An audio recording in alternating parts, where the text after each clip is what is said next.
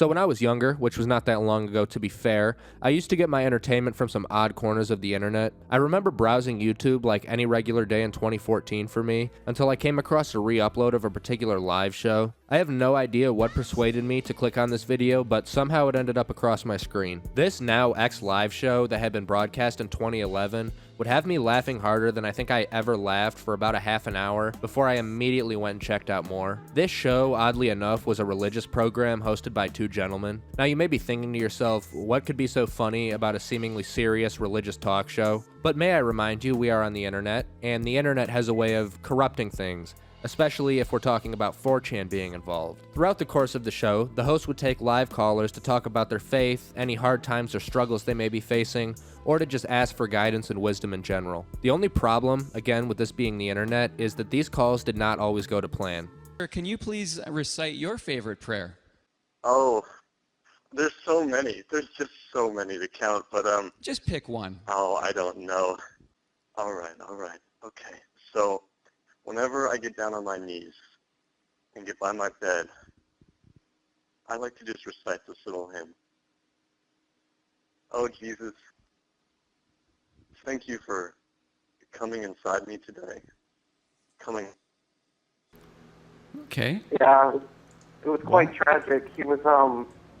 He actually died in a concentration camp. Oh. Oh, Yeah. very, So he Ended was up walking up a watchtower and then got beaten to death by the prisoners.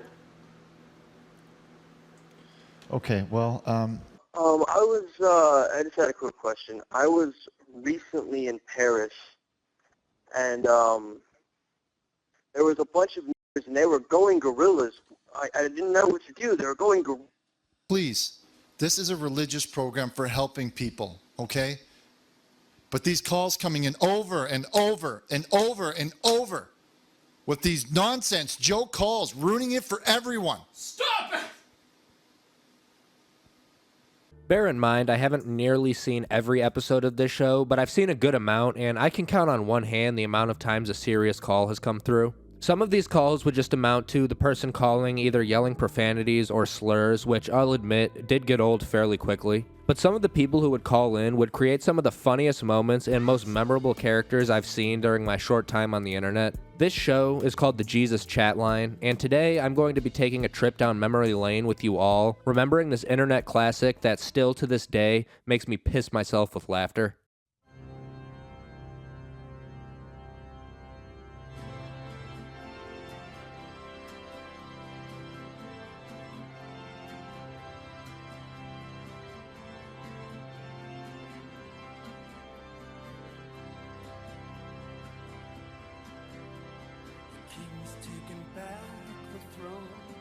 hello, hello everybody, and welcome Welcome. to, 1, 2, 3. The Jesus Chatline. That was good, we didn't rehearse that one. Now, it may be more obvious to you than it was to 11-year-old me, but this show is not actually real. I know. Shocker, the hosts are in on the joke. The point of this show was for the host to get trolled as much as possible and to create as many bits and riffs as they could off of it. As many have so eloquently put it, this show is trolls trolling trolls. So the hosts of this show are Richard Burnish and Stephen Chilton, whose real name is Jason Walkow. These two are comedians who created the show and portrayed it as a Christian talk show. Richard and Steven, their respective characters, would use this platform to sell what they called the Neon Bible. The Neon Bible is essentially the King James version of the Bible, but rewritten and modernized by Richard Burnish himself. You see, Richard recognized that the Bible was written so long ago, it couldn't account for things like, carbonated drinks, phone sex, and internet piracy. Richard's Neon Bible can be all yours for a small price of $20, which these two plug shamelessly every chance that they get. They go so far as to hilariously claim that just by buying the Bible, you are insured a spot in heaven or your money back. Well, as you know, the Bible is very old, and we rewrote it, we modernized it, we made it speak to today's world. You can check it out on jesuschatline.com. There's a large section on the Neon Bible, as well as the link to our e-commerce site to purchase it. But what it is that it's a modernized Bible that speaks to today. It talks about things like illegal downloading and things of that nature. And like sending the kids these days who are sending naked photographs of each other on the text, for example. Our Bible also comes with a 100% guarantee, and that is to get you into heaven. If you purchase it, you will go into heaven. You will be granted into the circle of life, and that's a guarantee, or your money back. Okay, did that occur to you that is fucking retarded? The Jesus Chatline began as a rather amateur internet show that was much more loose and clearly satirical than what the show would morph into. This time period had classic episodes like the prison episode with Sigus. There are rapists in here? I'm gonna fuck you, bitch. Sir, just get over here, bitch. Sir, Though these episodes are hilarious in their own right, I always preferred the direction the show took with episode 1 and on. These are the episodes I'm going to be focusing on mostly today, but I will make callbacks to the earlier ones when I need to. The new style of broadcasts were more professional and were much more convincing as a Christian talk show. They had proper transitions and even took commercial breaks, which were also fucking hilarious. This more serious and seemingly professional environment set the perfect stage for callers to take full advantage of. The broadcast that started this new direction mainly, as I mentioned before, was just titled Episode 1, and from the first few calls, we can see exactly what direction that this is headed. I'm sorry. It's okay. That's that okay. was my fault. It's okay. I forgive you. It's all right. That was my fault. No, I do have a question. So I have a tranny. I'm in love with a tranny. A transvestite? Yes. Okay. Go. All right. Go on. All right. And I don't know if you know him. His name is Roadhammer. He always makes fun of me because I am in love. Her name is Samantha. Sometimes Sam. It depends on who's, the dominant figure. I'm going to save a lot of time here, caller, and I'm just going to ask you, are you referring to a relationship that you're engaging with another man? No, it isn't. Her name is Samantha. Okay, but this Samantha was indeed born a male. Is that not correct? No, she was born a female, but she had some elephant parts. Okay. Sewed on. This is a joke. I think it's a joke. All right. On top of the Neon Bible, they're promoting their accelerated Bible camp for a small fee of $400. They also offer a homosexuality detox, which in their words is a cure for the gaiety. We get a bit of an exposition dump concerning the Neon Bible and the rest of Richard's packages during this call. It wasn't, I'll just say this, Stephen. I know I say this a lot, but it wasn't easy rewriting the Bible. I caught a lot of flack about it. A lot of folks didn't take to it too kindly. They didn't understand that really what we were trying to do. But remember that Jesus took a lot of flack. He did. Stephen, I don't know if you heard, but Stephen just said, Richard, remember that Jesus also took a lot of flack, and in a lot of ways we're not different. Jesus and myself are. Anyway, but a lot of folks really weren't too happy about the work that we were doing. They weren't too happy how we changed the number of commandments and we added a few. But the thing to understand for everybody who's not familiar with the Neon Bible is that the regular King James Bible was written, it was written a while ago. And it's a little bit out of date. And it doesn't really speak to today's world. You know what I mean, Stephen? I yeah. And that's why we had to update the commandments. And that's why we had to update it, just like you have to update your iTunes.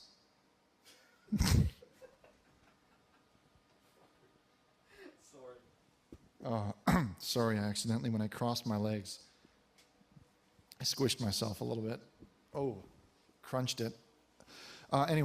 So really quickly, I've got to mention what happened at the end of that clip, since it's important for some of the best bits on this show. With these hosts being in on the joke, there are certain callers that are able to get them to break character. This would almost become sort of a goal and badge of honor, getting these hosts to break character and laugh, and almost every time this happened, they would give the same excuse saying, "I crunched myself," which ended up becoming a joke of its own. Only the most creative and best bits would elicit this reaction, and the host breaking character would usually just end up being the cherry on top. We're happy to hear from you. I got something to say. You know, I called in last week, or a couple of weeks ago, and you told me to divorce my wife. And I did. And now, her lawyer is saying that when it involves a bunch of black guys and a camera, that it's called making a porno, not cheating. My lawyer says that I'm screwed. Jeffrey, have you What been am I supposed to do? I got no more money since I sent my big butch ungayed lesbian life through the damn homosexual detox that made her too ungay. Now what? I'm gonna lose the car, the house, the dog. Jeffrey? What do I do? Jeffrey, have you been drinking? What do you mean am I been... Fuck you.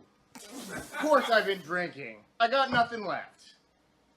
Even after the format change, they would still have one-off segments that were obviously more satirical, but hilarious nonetheless. One of my favorite bits from the show was the children's chat line. This is where the viewers would send in their birthday photos, and Richard would go through the submissions like normal, thinking that everything's going swimmingly. Okay. Our first birthday comes in from, here we go here. This is Alex. Alex is turning 13 years old, and he writes, having fun in the sun. Okay, Alex, thank you for that. The next one, and that is Aska. Aska is turning 7 years old. Happy birthday, Aska. And do we have a name on this one, Chad? No, we don't. Okay, we're going to go ahead. Next one is from Kyle. Kyle is turning 6 years old, and oh no, he's not turning 6. He didn't write his age. Okay, Kyle, next time, for next birthday, please remember to write your age. Richard would then announce that he's going to be looking at some drawings from the children, and this goes similarly to the first segment. But the peach part's really good. We have another photograph here. Oh no, it's a drawing. Look at that. That's some very nice work there. This is from Stephen. Oh, not you, I hope, eh? There are a lot of great callers throughout the show, but there are a few that end up being recurring characters. These characters are usually the best parts of the show and have the most creative bits. A fan favorite character, for example, was named Hans Peter Schwollinger. I don't think I'm fucking saying that right. Also known as the German caller. Hans called for the first time, claiming that he worked for the Vatican's media department and is under direct order from Pope Benedict XVI. Hans then goes on to inquire about the Neon Bible and questions its and Richard's authenticity, all the while getting Richard to break character multiple times. This would not be the last time we would hear from this German caller, though, as he would call back at a later date with one of my favorite clips of all time from the show. Hello, is this Chat? This is Richard Burnish. Go ahead. Your question? Am I talking to Richard Burnisch? Yes. Hello. Oh, good evening, Herr Richard Burnisch. This is Hans-Peter Schwanzlutscher from the Media Department of the Vatican.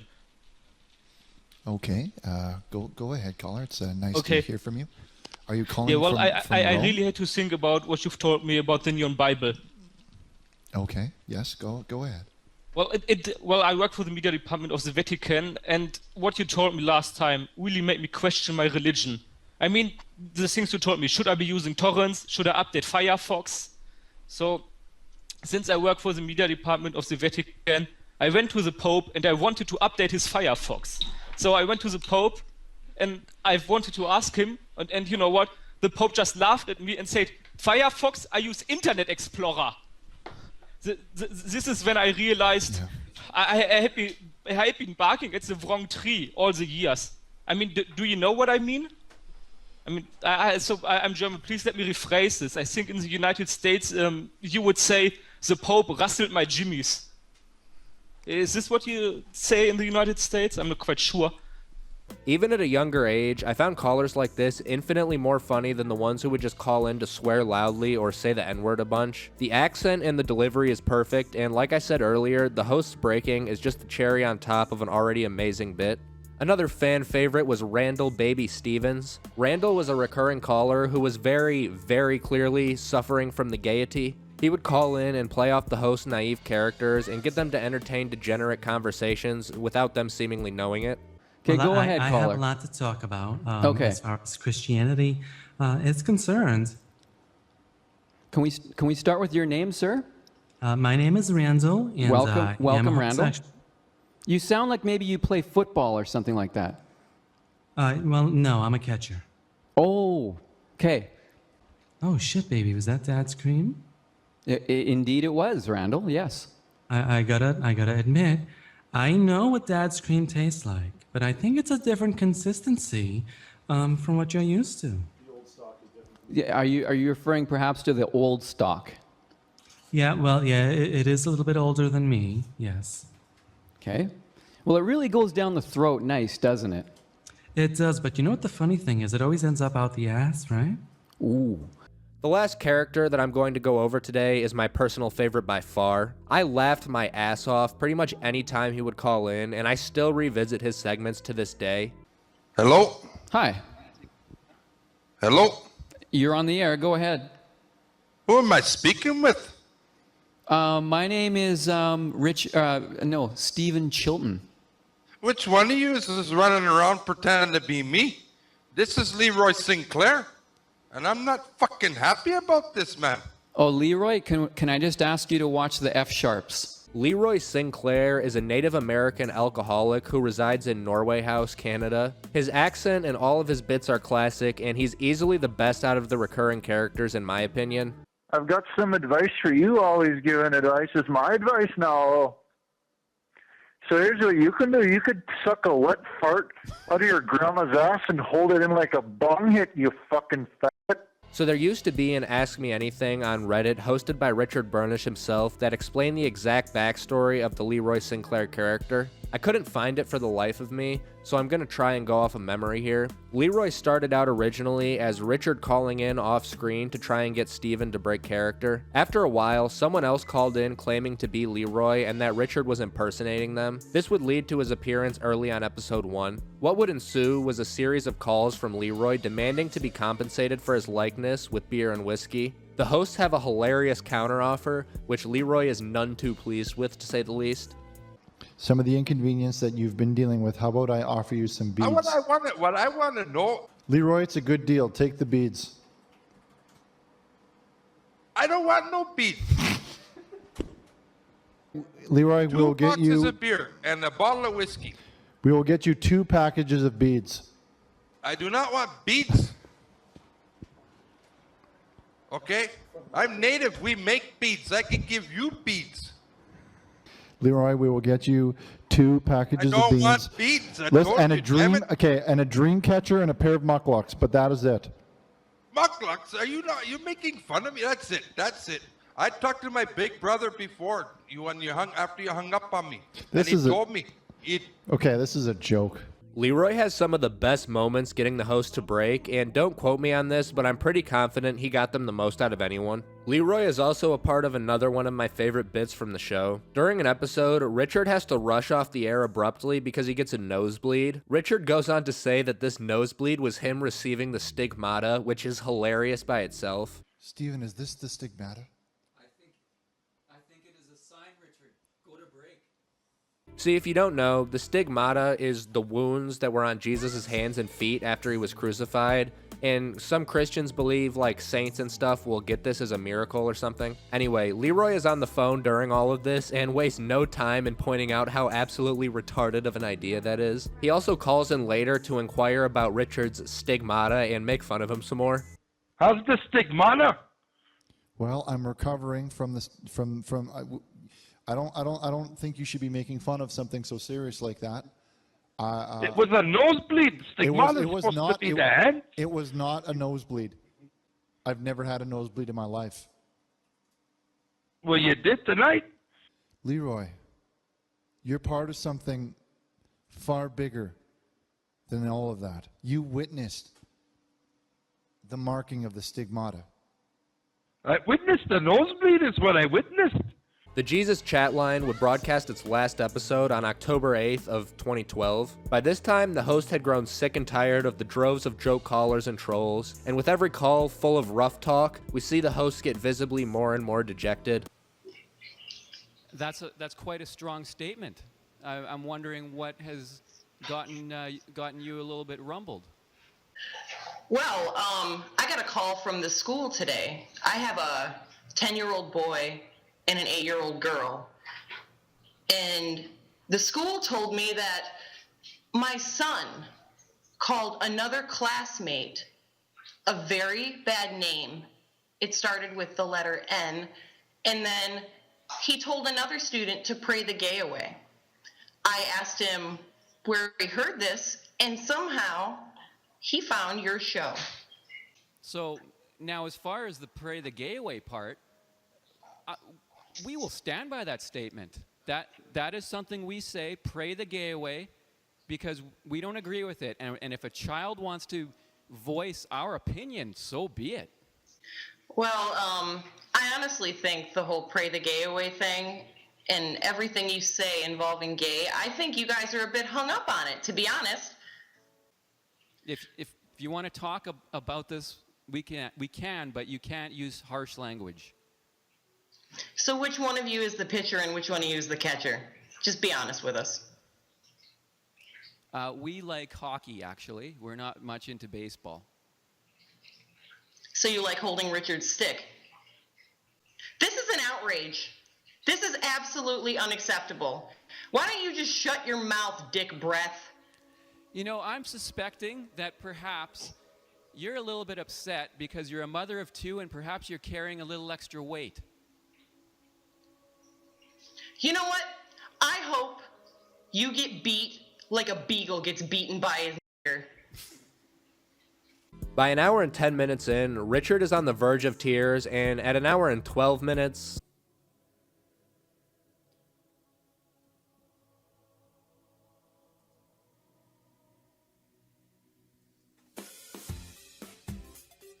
When we come back, Steven is consoling a crying Richard, who angrily storms off screen. After a couple minutes, Steven sits down to take his place, and he says that Richard is upset and has possibly left the studio. Steven then astonishingly announces he's going to be taking more callers, which goes as you would expect. Eventually, Steven would take the call that ended the show entirely. At this point, Steven, much like Richard, had reached his boiling point. But unlike Richard, his meltdown was much more on screen. This was the final call ever taken by the Jesus Chatline. It's good that you're a member of the church. Go ahead. Yeah, I'd also like to say it is quite disrespectful, all these calls you're getting in. They are wrestling my Jimmy's as much as they probably are wrestling yours. Well, it's definitely rumbled a few feathers around here, I'll say that. And I figured to bring everybody's spirits up, I'd like to quote my favorite part of the Neon Bible, if that'd be okay from you. Sure. That would be Clan 1488. I figured this quote would bring us all back together. It goes, "We must secure the existence of our people and the future for our white children. Heil Hitler, nigga."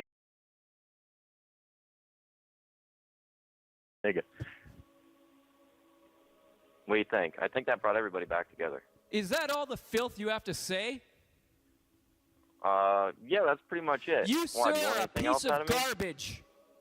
I was just about to hang up on you, but you know what? I'm going to confront you instead. Go ahead, shoot me out. Well, I am confronting you now. How could you phone up a Christian show and talk about filth? Here, what I suggest you do... I'll suggest you fuck yourself. Before you yell, do a couple shoulder stretches, all right? Do a couple shoulder stretches. After storming off, Steven then comes back on to apologize for his F-sharp and offer his resignation. This may seem like the end, but Steven isn't quite done speaking his mind just yet. After a commercial break, we come back to the studio, where Steven is sitting in front of the camera drinking a bottle of vodka while talking to the producer. He then ends the Jesus chat line in spectacular fashion, and really the only way anybody expected it to end.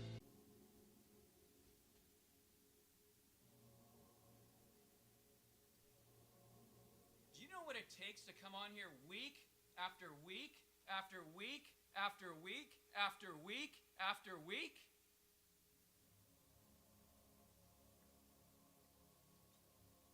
And put up with this bullshit? It takes plums to sit here in front of thousands of people and try to have a fast one pulled over on you all the time. You don't know what Triforce is. How do you have Triforce? They don't know what Triforce is. Let me fucking tell you something. I have fucking had it with this bullshit!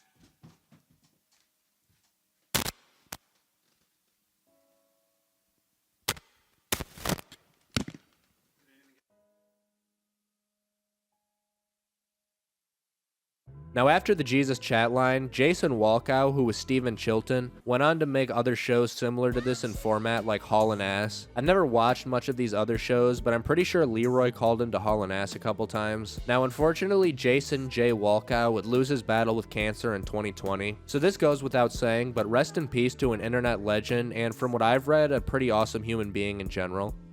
Richard would briefly try to recreate the Jesus chat line in 2020 with his continuation show, The Ark. I admittedly haven't watched it yet, but I'll get around to it soon. I just don't really see how the magic of the Jesus chat line could be recreated, especially now, and especially without Steven. Anyways, I hope you guys enjoyed this video. I really enjoyed making it. It actually might be my favorite video I've made so far, so I'm anxious to see what other people think. As always, I appreciate everybody watching, and I hope that you all have a blessed day.